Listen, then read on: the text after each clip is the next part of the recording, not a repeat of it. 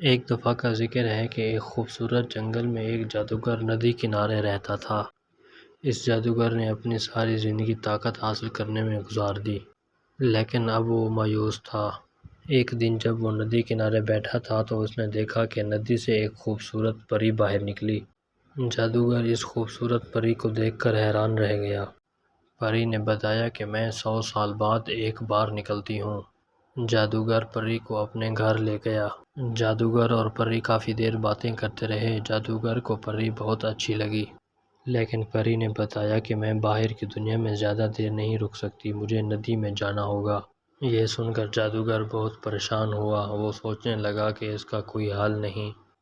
پری نے اسے بتایا کہ اس کا صرف ایک حل ہے کہ تمہیں اپنی ساری طاقت کا استعمال کرنا ہوگا، جس سے تمہارا جادو ختم ہو جائے گا۔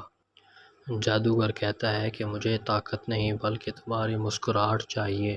میں تمہیں بچانے کے لیے یہ کام کروں گا۔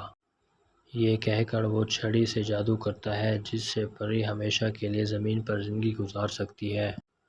اب دونوں ایک چھوٹے سے گھر میں بغیر جادو کے خوش رہنے لگے۔